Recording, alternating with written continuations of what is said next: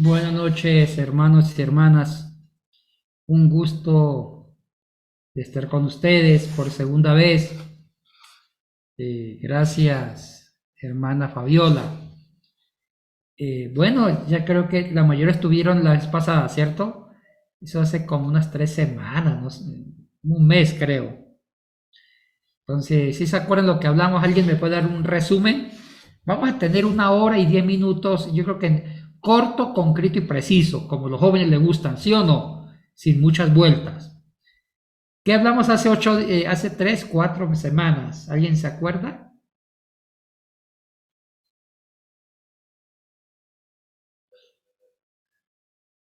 ¿Alguien quiere levantar la mano? Veo una mano levantada. Yesli. Ah, no era. Fue un accidente, Yesli. ¿Alguien se acuerda?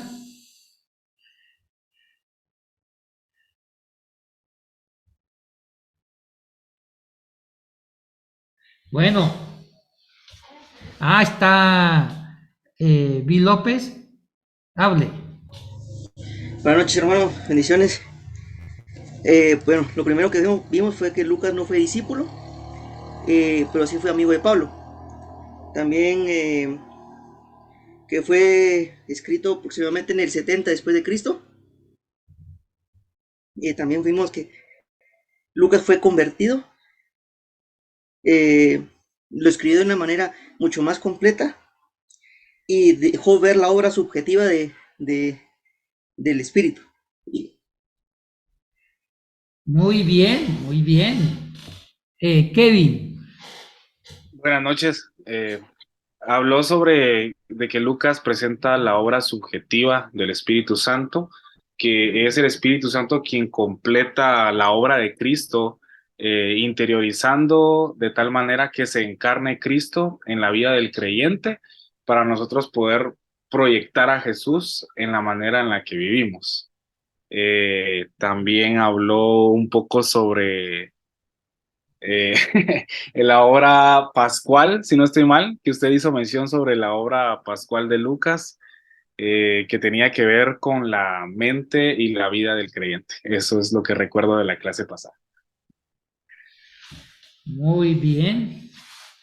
Bueno, muy bien. Gracias, Kevin. Mire, vamos a trabajar un tema que tiene que ver mucho con nosotros los pentecostales. Le consulté eso al jefe, a Chenry, futuro esposo de 7, futuro padre de familia de 7 hijos. Esa es la profecía. Entonces, consulté si podía abordar un tema mucho más hondo que tiene que ver con el Pentecostés. Para entender a Lucas hay que entender a Hechos, porque Lucas escribió 2 obras compactas, juntas, muy unidas, inseparables. Hechos, primero Lucas y después Hechos. Y en Hechos está mucho el pensamiento lucano. Yo dije en la clase pasada que las dos obras, tanto de Jesucristo como del Espíritu Santo, son totalmente unidas. Se necesitan. No podemos entender la neumatología, o sea, la doctrina del Espíritu Santo, sin entender a Cristo. La cristología, la doctrina de Jesús. Y cosa inversa, no podemos entender a Cristo sin el Espíritu y el Espíritu sin Cristo. Y Lucas trabaja los dos. Para Lucas, la obra salvífica de Dios es, uy, qué lindo Lucas. Para Lucas, la obra salvífica de Dios es en la naturaleza de la Santísima Trinidad. Es la Trinidad junta la que salva. Entonces estuvimos hablando, ya lo dijeron los dos ustedes, que el Evangelio de Lucas presenta la obra objetiva de Cristo. Cristo muere realmente en la obra pascual, nos lleva de la muerte a la vida, muere objetivamente y resucita objetivamente.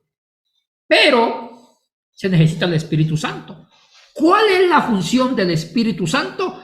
Es la obra subjetiva. ¿Qué es el Espíritu Santo? Interiorizar. ¿Qué cosa? La obra de Jesucristo en el interior de cada uno. Así de sencillo. O sea que la llenura, el bautismo del Espíritu Santo no es otra cosa que vivir a Cristo adentro, reproducir el carácter de Cristo adentro de nosotros, y eso se encarga del Espíritu Santo. Entonces, Lucas presenta esa visión en conjunto, tanto del Espíritu Santo como de Jesucristo, tanto en el Evangelio de Lucas como en Hechos de los Apóstoles. Ahora, ¿qué tiene que ver Pentecostés? Vamos a hablar Pentecostés ahora. Y vamos a hilarlo dentro del pensamiento lucano.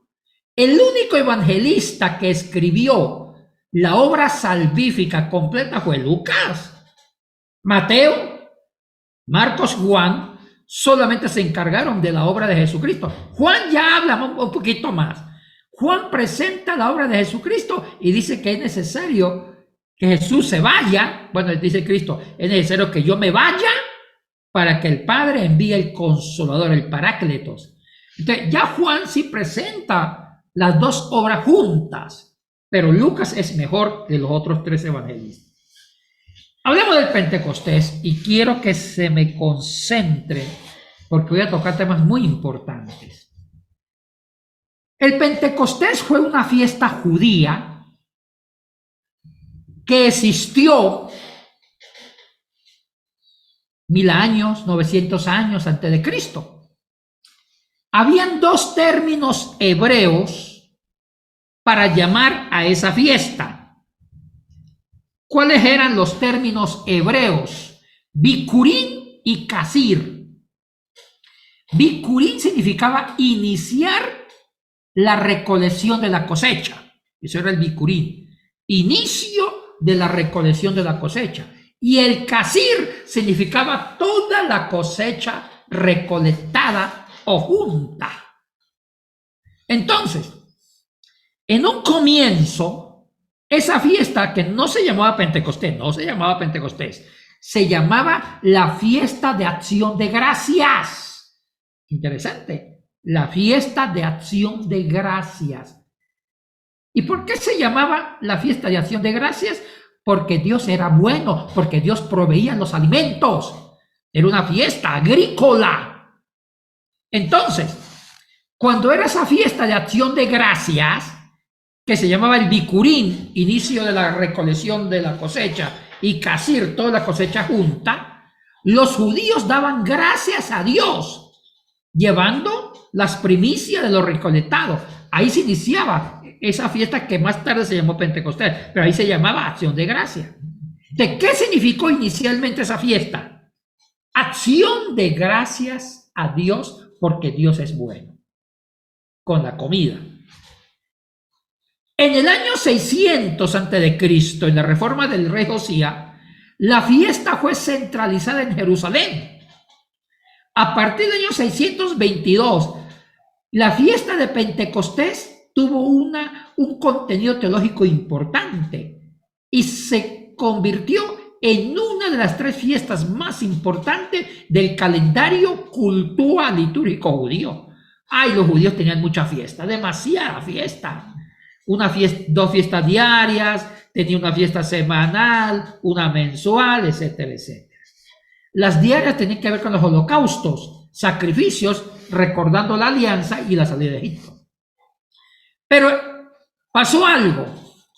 En el siglo II a.C., la fiesta adquirió un nuevo significado. ¿Cuál fue el nuevo significado de la fiesta? Aquí viene la palabra griega penteconta. En el siglo II, esa fiesta se llamó la fiesta de Pentecostés. No hay ningún texto del Antiguo Testamento que se use la palabra Pentecostés, ninguna. Los únicos libros que usan esa palabra son los libros apócrifos, o los católicos llaman deuterocanónicos, que no están en la Biblia evangélica.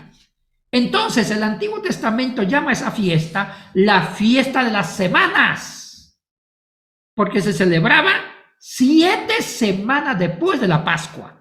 Oigan, vayan juntando datos, se celebraba después de 7 semanas, después de la Pascua. Entonces, 2 siglos antes de Cristo, la fiesta adquirió un nombre griego, Penteconta, significa 50 días. Ahora, en los tiempos de Cristo, esa fiesta estaba entre las 3 fiestas más importantes del calendario litúrgico. ¿Cuáles eran las 3 fiestas más importantes sobre un poconón de fiestas? Eran la Pascua, Pentecostés y Tabernáculo. Y aquí vamos hilando despacito. Las 3 fiestas, Pascua, Pentecostés y Tabernáculos, encerraban los 3 fundamentos de la teología judía. Sí, escuchen bien. Esas 3 fiestas tenían los 3 significados que fundamentaban la fe en un Dios, la fe judía. Estaban las 3 columnas vertebrales donde estaba el meollo de la teología judía. Recordemos, la Pascua era recordar la liberación, el éxodo, liberación. Uno de los puntos más importantes de la fe judía, de la fe del pueblo judío, era recordar que eran esclavos, ahora son libres. Dios los sacó con mano poderosa. Entonces ellos vivieron la experiencia de la fe de ellos se fundamenta en una acción de salvación, en una acción de liberación. Entonces, ellos lo primero que concibieron a Dios fue que Dios es salvador. Dios nos libera de todo proceso de esclavitud. Dios salva. Oye, qué interesante. La primera columna vertebral del judaísmo está en relación a la Pascua. Dios es un Dios de salvación. Porque la palabra Pascua viene de una voz muy antigua, acadia, después hebrea y griega, que significa pasé, caminata de la muerte a la vida. Caminata de la muerte a la vida. Pero aquí viene lo más interesante, viene una segunda fiesta, Pentecostés. Es cierto que Pentecostés en un comienzo fue una fiesta de acción de gracias por lo que Dios daba de comer al pueblo, el bicurín, el casir. Pero ya en los tiempos de Cristo, ya desde el siglo II antes de Cristo, la fiesta tuvo un nuevo significado. Escriban esto. Era recordar la entrega de la ley. Recordar la entrega de la ley de parte de Dios a Moisés. La ley. Uy, usted me dirán, Yatensi, ¿qué tiene que ver? ¿Qué tiene que ver una fiesta que era acción de gracias por la cosecha y ahora adquirió el elemento legislativo? Es recordar la ley. Yo digo mucho, porque para el judío la ley es la nueva comida. Para los judíos la Torá era el nuevo maná, era alimento puro. O sea que el sentido de acción de gracias por la comida se sigue dando, pero ya no con la comida material, ahora es con una comida legal, la ley. Uy, vayan hilando. Cuando Lucas en Hechos describe el Pentecostés, está pensando en una fiesta legal. Porque en los tiempos de Cristo, eso significaba la ley. Pentecostés significaba recordar la ley. Y leemos más bonito. ¿Por qué se celebraba 7 semanas después de la Pascua? Clavadas, que son 50 días. 7 por 7 más 1, 7 por 7, 49 más un día, 50. ¿Por qué? El número 7 significa perfección. Perfección. Y era un número que solamente estaba ligado a Dios. El número 7 significa la perfección de Dios. Qué interesante esto. Y 7 por 7 se amplía la perfección. Entonces, los judíos celebraban el Pentecostés, recordar la ley, 7 semanas después de la Pascua. Vamos al significado. Y la otra fiesta, tabernáculos, significaba el Mesías. O sea que había 3 columnas vertebrales muy importantes en la teología judía. La Pascua, liberación, salvación. Segundo, la ley. Y tercero, el Mesías. La espera del advenimiento del Mesías. Ahora, retrocedamos. ¿Por qué ya en los tiempos de Jesús y desde mucho antes se acostumbraba a celebrar el Pentecostés después de 7 semanas? Aquí entra el Espíritu y le escriban esto. Cuando el pueblo salió de la esclavitud de Egipto, ya eran libres. Somos libres. Y se fueron al desierto. Pero aquí entra la protección de Dios. Dios pensó, un pueblo que es libre, que nunca vivió la libertad, no tenían experiencia de ser libres, pueden usar la libertad en contra de ellos mismos. ¿Entendieron eso? Ellos pueden convertir, jóvenes, escuchen esto, jóvenes, ellos pueden convertir la libertad en libertinaje. Un ejemplo, yo digo, yo soy libre. Tomo el carro, mi Mercedes-Benz, o el Volvo, lo que sea, y como soy libre, voy a 200 kilómetros por hora. Soy libre y tengo derecho a manejar el carro como yo quiera manejarlo y a la velocidad que yo quiera porque soy libre. Y no pienso que puedo atropellar a Cherry. Lo puedo atropellar porque soy libre. ¿Entienden eso? Eso ya no es libertad, es libertinaje. Porque el libertinaje puede violar los derechos humanos. Entonces Dios en su infinita sabiduría, ¿qué hizo? Les dio la ley. ¿Cuál es el espíritu de la ley? Dios le dio la ley para que la ley cuide la libertad. Qué lindo esto. ¿Cuál es el espíritu de la ley? El espíritu de la ley es cuidar lo que tanto les costó ser libres. Entonces, para el Sinaí, Dios dio un marco legal, Dios dio un marco legislativo con un propósito. La ley tiene un propósito, cuidar los procesos de liberación y tratar de que la liberación no se convierta en libertinaje. ¿Me hago entender? O sea, poner reglas, normas, porque mi libertad termina cuando nace la libertad del otro.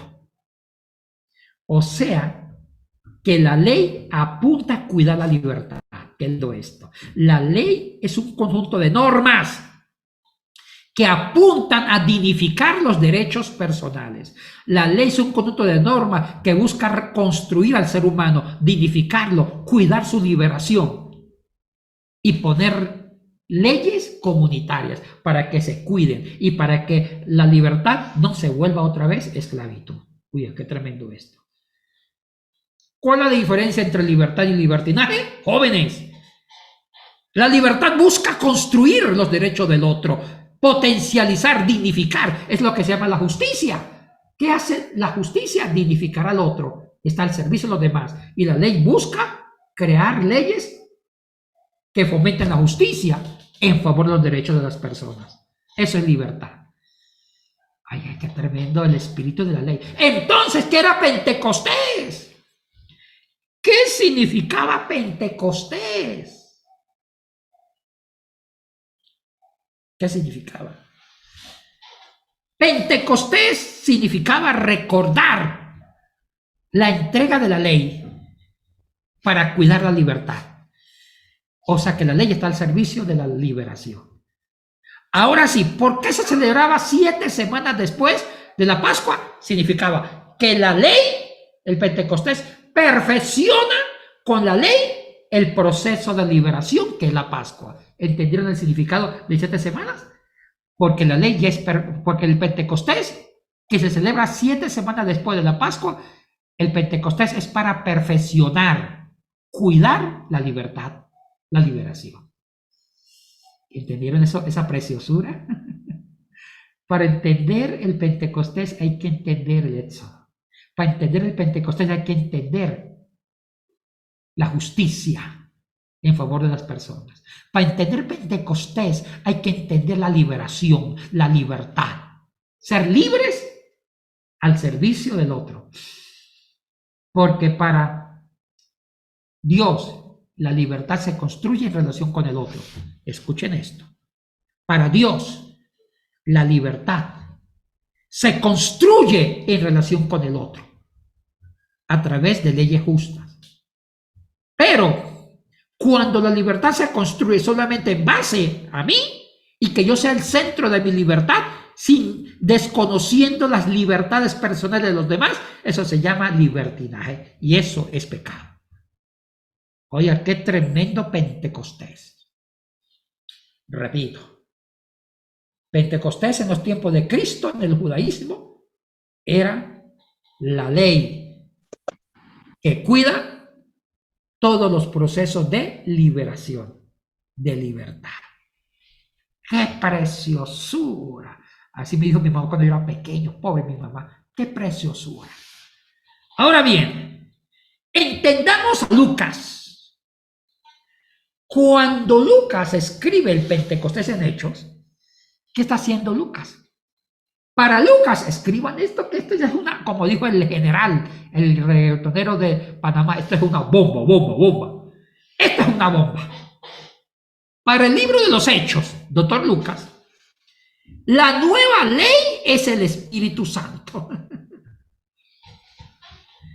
Para Lucas, la nueva ley es el Espíritu Santo.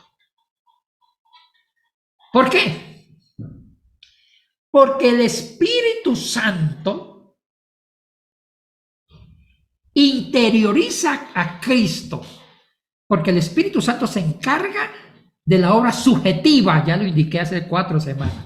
El Espíritu Santo va a encarnar la obra de Jesucristo. La obra de Jesucristo en el corazón del creyente. Eso se encarga el Espíritu Santo. Encarnar la obra. Vayamos despacio. O sea que el Espíritu Santo es la nueva ley. Para Lucas, el Espíritu Santo es la nueva ley porque encarna la obra de liberación de Cristo en el corazón del creyente. Porque Cristo nos liberó de la muerte, nos llevó de la muerte a la vida, nos proclamó libres. Entonces el Espíritu Santo hace que esa libertad que Cristo logró esté encarnada en nosotros. Eso es el Pentecostés para Lucas. Qué lindo eso. La nueva ley es el Espíritu Santo. Vayamos despacio. Para mí, ¿dónde nació la iglesia? La iglesia nació en Pentecostés. La iglesia nació en Pentecostés. ¿Por qué? Vayamos a Hechos, y ya lo hablamos, y repasemos el relato de la ascensión. Repasemos el relato de la ascensión. En Hechos capítulo 1, versículo 6, ya estaba Cristo listo para irse para arriba. Usted puede leer Hechos 1:6, la ascensión de Jesús. Ya estaba Jesucristo listito como cohete a ascender al cielo. Cuando viene una pregunta de uno de los discípulos, hay una pregunta para mí. Si yo fuera Cristo me hubiera muerto del coraje, de la rabia. Jesús, antes que se vaya para arriba, díganos cuándo va a restaurar el reino. ¿Entendieron la pregunta? Hechos 1, versículos 6 y 7. O sea, que los discípulos fueron testigos de la pasión, de sus predicaciones sobre el reino. Ellos escucharon a Jesús hablar sobre el reino en parábola. Fueron testigos de su muerte y fueron testigos de su resurrección y no entendieron el reino. No entendieron el nuevo concepto del reino de Jesús. Señor, ¿cuándo va a restaurar el reino? Le pregunta Jesús. Yo si fuera Jesús me pondría a llorar. En lugar de irme para arriba, me quedaría sentado en una piedrita llorando porque no entendieron nada.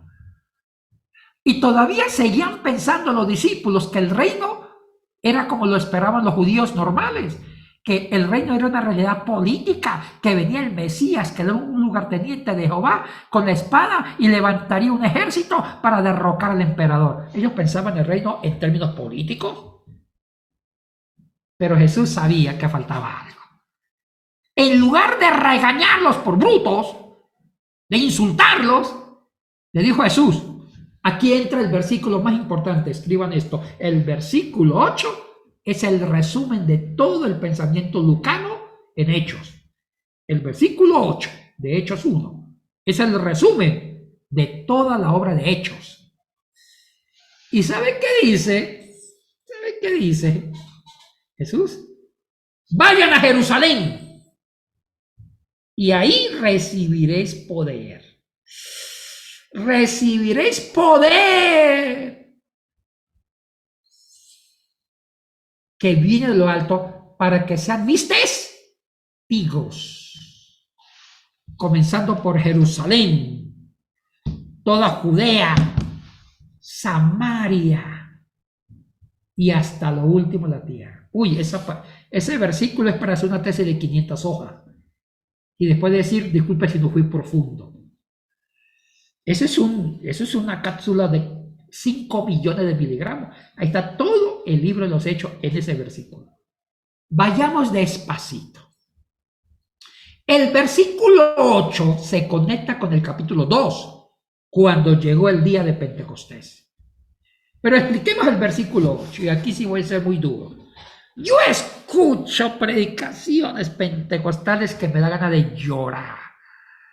Hemos entendido el versículo 8 como un motivo de orgullo ministerial. Hermanos, vamos a recibir el poder del Espíritu Santo para hacer milagros. ¡Aleluya! Vamos a recibir el Espíritu Santo para sanar al cojo, al ciego, al mudo, resucitar cadáveres, aleluya, y para que el mundo sepa que Cristo es de poder, aleluya. Por ahí no va el agua al molino. Como dijo el gran salmista puertorriqueño Luis Fonsi, vamos despacito. Vamos despacito. Una cosa es lo que digan los teólogos, porque el teólogo inventa cosas, y otra cosa es lo que diga un biblista técnico, científico. Para entender el versículo 8 hay que entender el contexto de Lucas. Ahí está la diferencia. No sé si ustedes están en el seminario, o en el fiscal, o en el cevica. Hay que entender la diferencia entre la hermenéutica y la exégesis. Para mí la hermenéutica es el arte de la interpretación, porque el hermeneuta toma el texto y lo mete a su experiencia personal, a su género, a su sexualidad, a su política, a su religión, a su edad. O sea que la hermenéutica le hace decir al texto lo que el texto nunca dijo. En cambio, la exégesis es al revés. Yo tengo que desaprender, irme a buscar qué quiso decir Lucas, pero no me sirve el español. No me sirve ninguna traducción. No. Tengo que ir a la lengua original, entender el contexto, armar el contexto y tratar de entender qué quiso decir Lucas. Eso se llama exégesis. Aquí no voy a hacer hermenéutica, voy a la exégesis. Y para la exégesis tengo que ver algunas palabritas griegas y el contexto. Empecemos. Cuando dice Jesús, vayan a Jerusalén y recibiréis poder. Empecemos con poder, paremos la película. En el griego hay dos palabras para poder. Dunamis o dinamis, y ahí viene la palabra dinamita. Esa expresión solamente se usa cuando el que ejecuta ese poder es Dios. El dinamis significa un poder sobrenatural dado por Dios.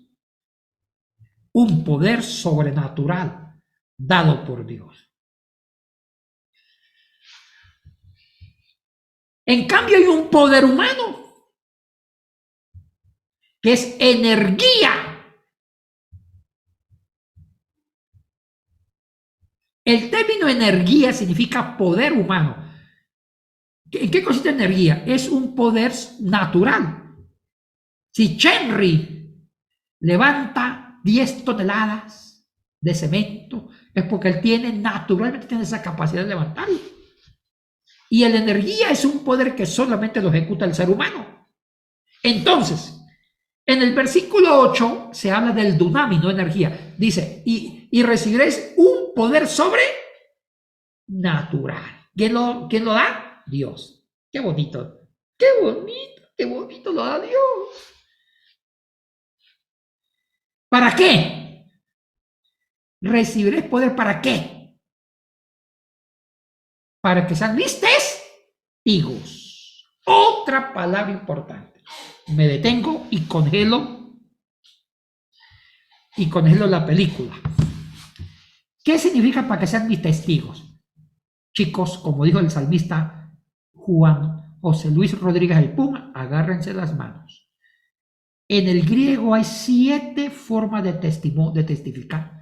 Hay 7 verbos diferentes sobre testificar, donde provienen los sustantivos testimonio. Son 7 verbos diferentes. En español solamente hay 1. Y el único verbo que hay en español de testificar lo entendemos con la boca. Yo testifico con la boca lo que vi. Así lo entendemos. Para nosotros el testimonio casi es oral, verbal. Y el verbo testificar es verbal. En el griego hay 7 formas de testificar. Repasemos algunos. Está el aleo, que es testificar lo que yo veo. Yo veo que María José escribe, yo la veo, la estoy viendo con estos ojitos que se lo comerán los gusanitos. Y yo voy y testifico. María José escribe. Esa es una forma de testificar. Es decir, lo que yo veo. Segundo, apocrino. Testificar en un juicio. Yo vi que Chenry, por amor. Bueno, no. Chenry se enojó y le pegó a Juanito un puñete. No, ese no es Chenry, ese es otro Chenry. Entonces yo testifico ante un juez bajo juramento. Digo, yo vi que Chenry hizo esto. Eso se llama testificar en un juicio apocrino. Tercero, bueno, y hay más tipos de testimonio. Pero escuchen el séptimo. Hay uno que se llama martureo, que de ahí viene en latín y en castellano la palabra mártir. El martureo es testificar con la vida. ¡Ay, qué lindo! Es testificar con la vida y si es preciso, derramar la sangre por ese testimonio. O sea, la persona más creíble, la persona más coherente es un mártir. ¿Sí sabía eso? Porque un mártir da la vida por lo que cree. Y su testimonio es real, porque testificó no con palabras, sino con su vida. Ay. Chicos, ¿quieren saber cuál de los 7 verbos y palabras se encuentra en Hechos 1:8 cuando dice, recibiréis poder para que sean mis testigos? ¿Sabe cuál de los 7? En griego es martures. Testigos con su propia vida, o sea, de martureo. Vamos armando esto. O sea, ¿qué está diciendo Lucas? Recibiré un poder sobrenatural para que pueda testificarme a mí con su propia vida. Y nosotros lo entendimos mal. Nosotros pensamos que el testimonio es ¡aleluya! ¡Hagamos milagro! Convirtamos el agua en vino, aleluya, para que viene el poder de Dios. Tumbemos gente, milagros, que el cojo corra 100 kilómetros por hora, aleluya. Y nuestras vidas es un desastre. ¿Entendieron eso? Cuidado. Vayamos despacito. En ningún momento se está diciendo que no hagamos milagros. Yo soy pentecostal de hueso colorado. Yo oro por sanidad porque soy pentecostal. Yo soy el futuro supervisor mundial de la iglesia de Dios. Voy a descabezar a Tim Hill. Yo voy a competir con Tim Hill. Oye, ¿por qué dudan de mí? Dudan de mi talento nacional. Yo puedo ser supervisor. Ya tengo el apoyo de Valmer. Él me va a apoyar. Fue mi alumno. No me entiendes, es un chiste. Señor, como dijo Yeji Ávila, Dios reprenda al diablo. Yo jamás me metería en eso. Sigamos. Ahora bien, sigamos. Yo no estoy diciendo que no oremos por milagros. Yo no he dicho eso. Que no sanemos. que no expulsemos demonios, hay que hacerlo, pero lo primero se llama lo primero. Lo primero, yo tengo que aprender a vivir el testimonio con mi propia vida. Y lo otro viene por añadidura. Uno de los problemas más serios de la iglesia cristiana del siglo XXI es que nos hemos comido el testimonio de dar la vida por Cristo y estamos en la farándula de milagros, llenando estadios, y se nos olvidó el Pentecostés de verdad, vivir la ética de Cristo adentro para asumir el carácter de Cristo y ser cristocéntrico.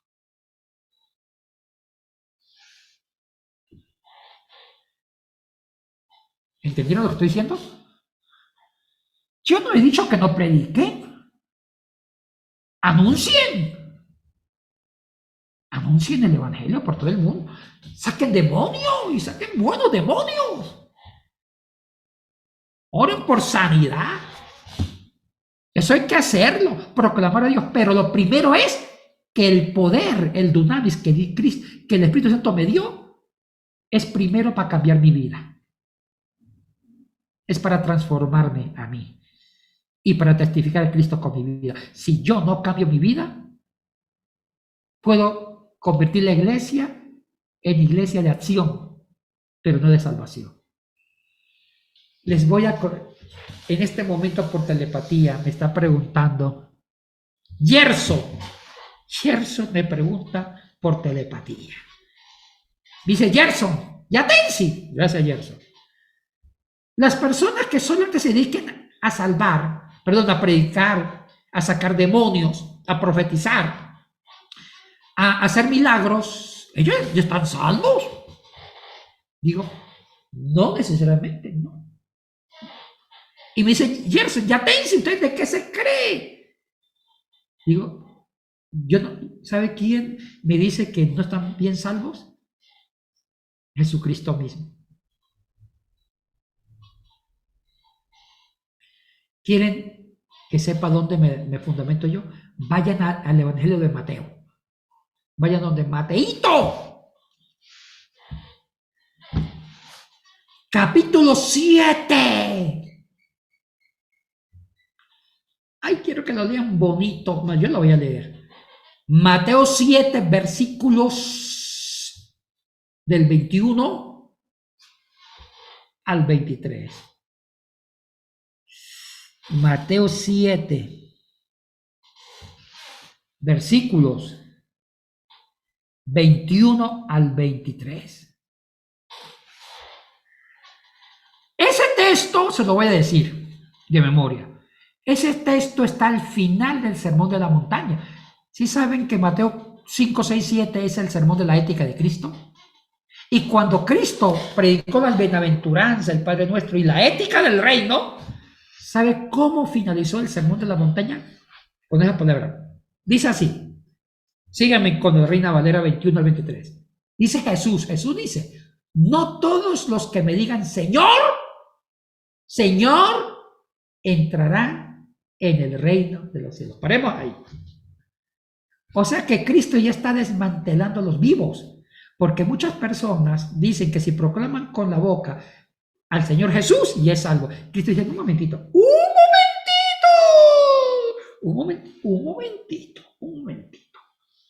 No todo el que diga Señor, Señor entrará en el reino del cielo, porque el cielo no se gana a punta de boca. Y miren que va a aumentar. Cristo se daba a entender, era bien pedagogo, daba ilustración y dice, miren lo que sigue, porque en aquel tiempo me dirán, ay, van a aparecer todos los ministros con credenciales. No todo el que me diga Señor, Señor entrará en el reino de los cielos, porque en aquel día me dirán, Señor, sacando sus currículos ministeriales, Señor, Señor, en tu nombre profetizamos. Quedémonos ahí. Oiga, esas personas que profetizaban, yo creo que eran ministros, ¿sí o no? Porque parece que las profecías funcionaban. Toda profecía se cumplía. Yo le profeticé a Chenry que en 2 años se casa con Jennifer Lara. Y se va. Soy profeta. Y eso no quiere decir, eso no significa que me salve. Y todavía dicen, un momentito. Señor, todavía falta más de mi currículum ministerial. En tu nombre echamos fuera demonios. ¡Ay! Uy, parece que los demonios se sujetaban con esos ministros. Oiga, qué tremendo currículum. Confesaban con la boca, profetizaban, sacaban demonios. Uy, yo quiero ser como ellos, yo quiero ser como ellos. Y todavía, Señor, todavía falta más. Me imagino ellos hinchados de orgullo.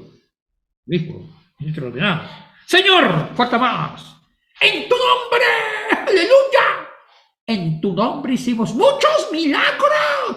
Uy, parece que los milagros funcionaron. Dios respaldó a esos siervos. Hasta ahí. Si usted le pregunta a esa gente,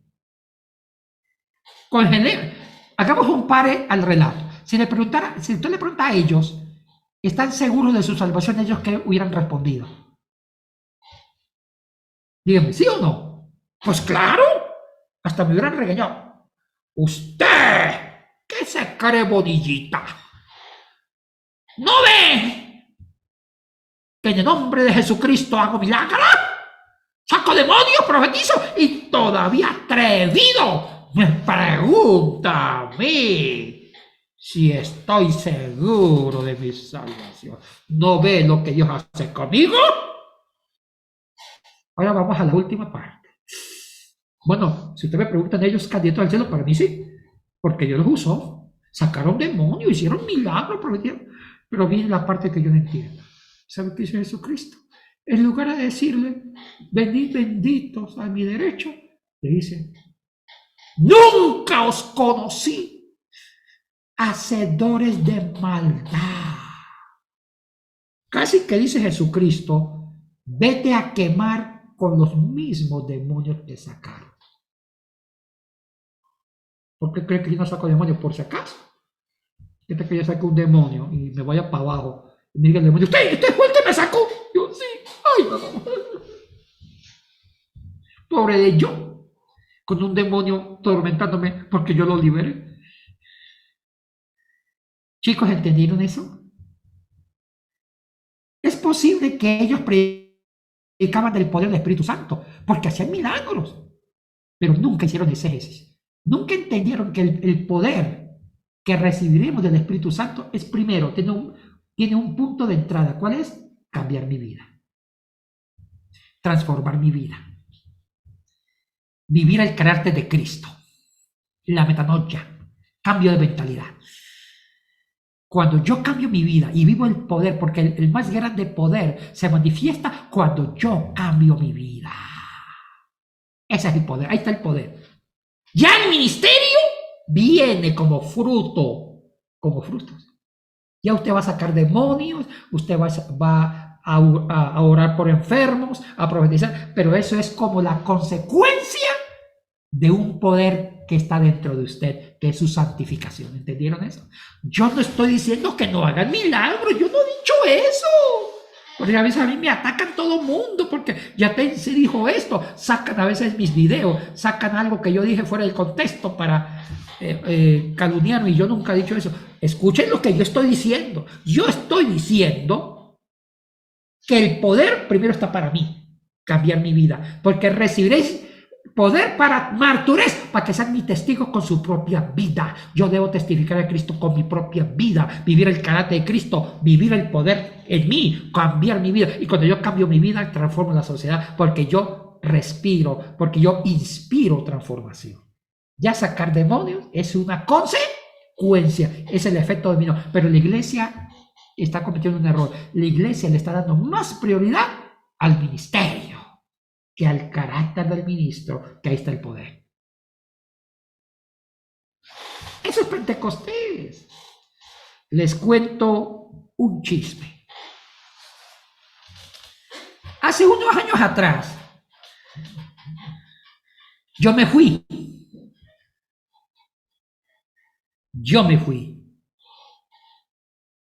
a un congreso de iglecrecimiento.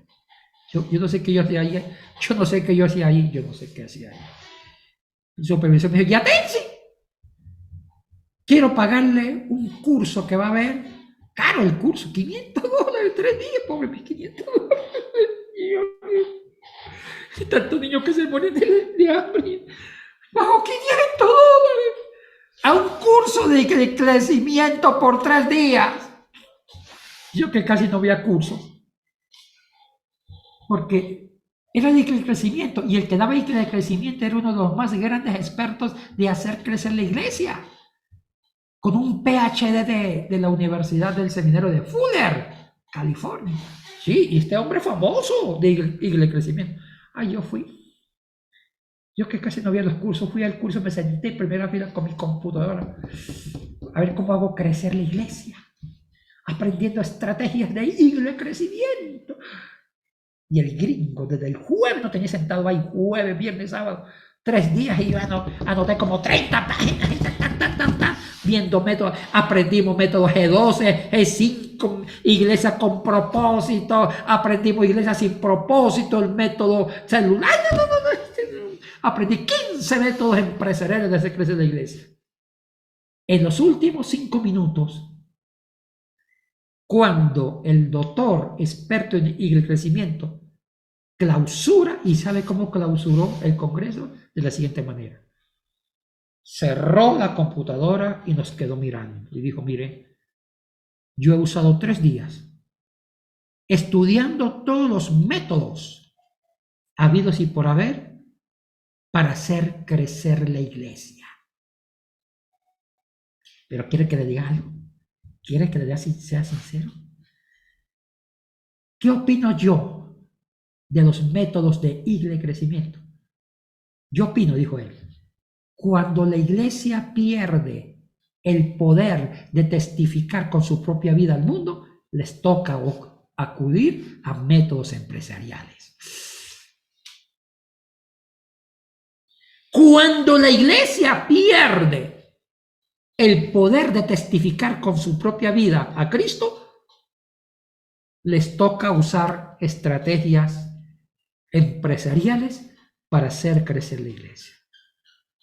¿Y sabe qué dijo este hombre? Dijo, mire, la iglesia primitiva, y esto me conecto con Hechos, el libro de los Hechos se escribió en el contexto de pura sangre. ¿Sí saben que la iglesia por 400, micrófonos, hijos, la iglesia tuvo 2 persecuciones violentas. La primera persecución nació dentro de su propio interior con el judaísmo, que persiguió a los cristianos, y el primer mártir fue Esteban, Hechos 7. Pero nació una segunda cruel, violenta persecución. El Imperio Romano mataba a cristianos por ser cristianos. Se inició en el año 64 a raíz del incendio de Roma, cuando Nerón culpó que fueron los cristianos los que incendiaron a Roma. Entonces se sacó un edicto diciendo que el que es cristiano es candidato a la hoguera. La única forma que se salva de la muerte es que apostate. ¿Y sabe cuándo se canceló las persecuciones? Recién en el año 316, con Galerio, con el edicto de tolerancia, y después con Constantino. Casi 280 años. La iglesia fue perseguida violentamente. Y en ese lazo de tiempo, entre el año 63 hasta el año 312, la iglesia no podía construir templos, no tenían cultos formales, no podían hacer evangelismo de la calle, no podían usar un micrófono y decir, vengan que Cristo te salva, no podían hacer teatro popular, no podían hacer nada de nada, porque el cristianismo era prohibido, a punta de espada. La pregunta es, ¿cómo creció tanto la iglesia? A punta de testimonio. Oye, increíble, la iglesia de Jesucristo nació en la sangre, en el testimonio de vida, y el primer testigo de su vida fue Jesucristo mismo, que derramó su sangre como testimonio. Y después los apóstoles, y muchos hombres vírgenes derramaron su sangre durante 280 años. ¡Qué tremendo! Y la pregunta es, ¿cómo pudo crecer la iglesia si no había templos? se reunían en las catacumbas de los cementerios, se reunían en casa de familia, porque no podían construir templos, porque se los quitaban, se los decomisaban. ¿Y sabe cómo creció? Porque la gente se preguntaba, este es diferente, es diferente. No quiere ir al ejército para no matar a nadie, ayuda a las personas, es diferente. A punta de ser diferente, eso se llama testimonio de vida. Chicos, ¿qué es Pentecostés? Pentecostés es recibir el poder del Espíritu Santo. Un poder sobrenatural. ¿Para qué? Para testificar a Cristo con mi propia vida. Ahí necesito más poder para cambiar mi miseria humana, para cambiar mi viejo hombre, necesito todo el poder de Dios. Pero ya cuando yo esté cambiado, que el Señor me use para predicar su palabra, imponer manos, tumbar gente, hacer milagros, aleluya, profetizar. Pero eso debe ser la consecuencia de un poder que cambia mi vida. Yo creo que el mundo pentecostal se les olvidó esto, por desconocimiento de la Biblia. Habla del poder. Reciban poder, aleluya, para que prediquen la palabra, aleluya, impongan manos. Y no hablan que el poder es para primero transformar nuestras vidas. Chicos, eso es Pentecostés. O sea que Cristo ahora sí tuvo razón.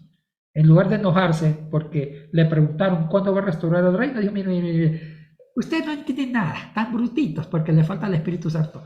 Vayan a Jerusalén y allí van a recibir el poder del Espíritu Santo para que sean mártires, testigos, mártires, que prediquen a Cristo con sus propias vidas. Y si tienen que usar palabras, que las usen, pero la mejor palabra es su vida.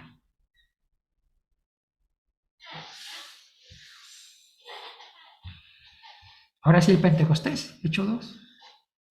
Cuando llegó el día de Pentecostés. La palabra cuando llegó el día, en griego es profunda. Sumpleró, quiere decir que llegó el día para llenar el interior. Sum, es una palabra conciencia y transformar.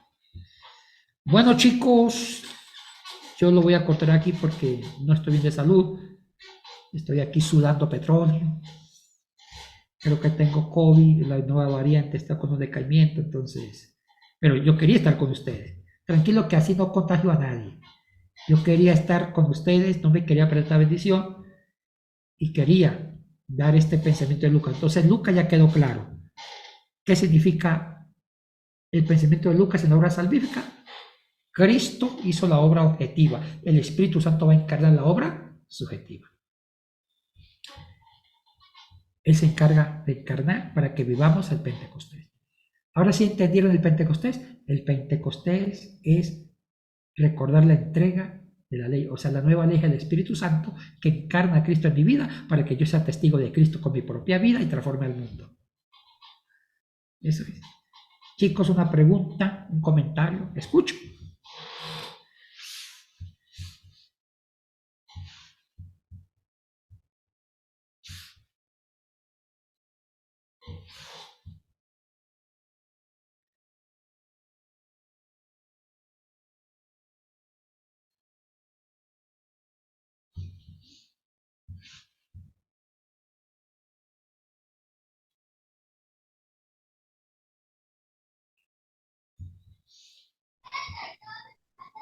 Bueno, si hay María José, tiene la mano levantada. Hola, buenas noches. No, no puedo encender mi cámara porque no hay luz y hice el esfuerzo por escuchar el final, así que me conecté a esta hora, pero solo tengo algo que quedó un poquito, que no comprendí un poquito bien. Recuerdo entonces que la teología judía se basaba en tres cosas. Primero en la fiesta de la Pascua, que significaba la salvación, ¿verdad? el Pentecostés, que era la entrega de la ley, la nueva cosecha, pero el tabernáculo, usted dijo que significaba al Mesías, la venida del Mesías, pero yo recuerdo, no sé, tal vez no he comprendido bien la fiesta, pero el tabernáculo pues era un lugar en el que se adoraba en el desierto. ¿Por qué entonces significaba la venida del Mesías? ¿Por qué hacía alusión al Mesías? Bueno, muy buena su pregunta. Era la fiesta de los tabernáculos. Y los tabernáculos antes fue una fiesta de recolección de frutos. O sea, los tabernáculos significaba, tiene que ver con el lugar santo, santísimo, la adoración a Dios. Pero María José, esa fiesta adquirió más teología en los tiempos de Cristo. Los tabernáculos eran la mejor adoración de Dios con el Mesías. E inclusive la carta de los hebreos da a entender eso. O sea que con el Mesías, con Cristo, Él se apoderó del tabernáculo y nos llevó del lugar santo al santísimo. ¿Sí me entiende? Entonces, esa fiesta se conectó con el futuro del Mesías, que es la liberación, y ahora se conecta con Jesucristo. Entendido, muchas gracias.